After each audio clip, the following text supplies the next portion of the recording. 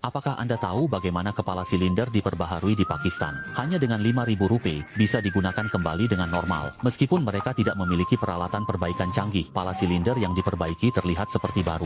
Kepala silinder ini mengalami deformasi serius karena suhu tinggi mesin. Namun, suku cadang truk impor sangat mahal. Jadi pemiliknya membawanya ke bengkel spesialis di Peshawar, bersiap menghabiskan Rp5.000 untuk peremajaan total. Dengan cepatnya, para ahli membongkar. Dan setelah melepas katup, mereka juga perlu menggunakan penyangga buatan sendiri. Melakukan pembersihan menyeluruh pada bagian dalam kepala silinder mesin yang telah menempuh 600.000 km ini. Karbon yang menumpuk di dalam sudah sangat mempengaruhi kinerja katup. Telah sedikit melonggarkan dengan obeng, perlu menggunakan kepala penghalus untuk pembersihan lebih lanjut guna memastikan tidak ada sisa karbon di dinding dalam. Setelah para ahli melakukan penghalusan sederhana pada katup, noda tanah di permukaan juga perlu dihilangkan agar tidak mempengaruhi proses peremajaan selanjutnya. Selanjutnya, saluran masuk dan keluar katup perlu dibersihkan.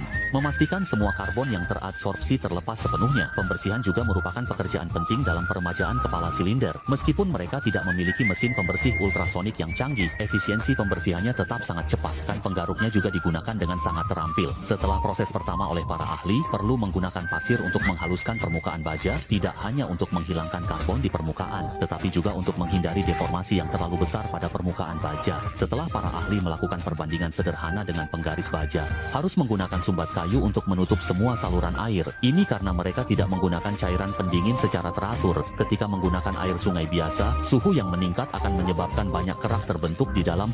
Ini akan sangat mengurangi pendinginan mesin.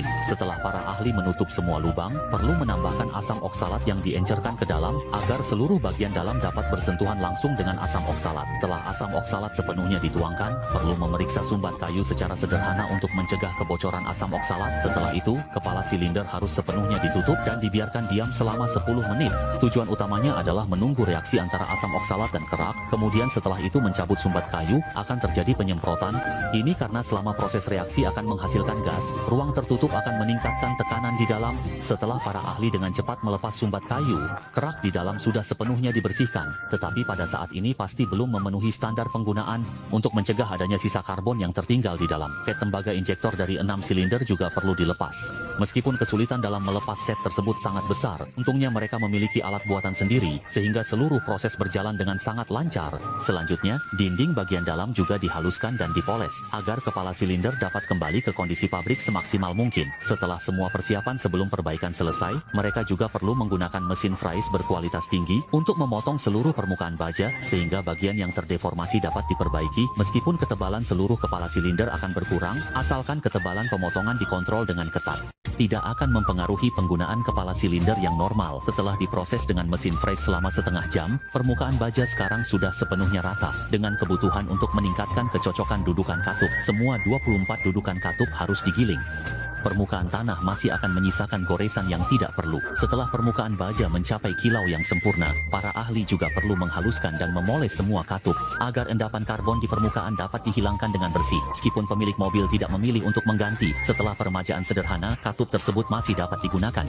Setelah katup diposisikan kembali, pemeriksaan dilakukan melalui alat penyekat, untuk memastikan katup sejajar dengan permukaan rata. Namun, karena semua dudukan katup telah digiling, oleh karena itu, para ahli juga perlu menggunakan pasta penggiling, untuk menghaluskan semua katup secara manual, untuk meningkatkan kecocokan keseluruhan antara keduanya. Setelah para ahli menghaluskan dari siang hingga malam, sekarang semua katup telah mencapai standar penggunaan naik. Kemudian semua katup diberi tanda yang sesuai, karena setelah digiling, posisi tidak boleh diubah sembarangan. Untuk memastikan kepala silinder bebas dari noda oli, perlu dilakukan pencucian menyeluruh dengan diesel, agar permukaan kepala silinder tetap bersih tanpa noda. Mengembalikan ke kondisi saat baru keluar dari pabrik. Setelah pencucian selesai, oleskan minyak mesin pada katup, agar semua katup mendapatkan pelumasan yang cukup. Saat ini, setelah dicuci dengan diesel, pegas katup harus dipasang pada tempatnya menggunakan alat.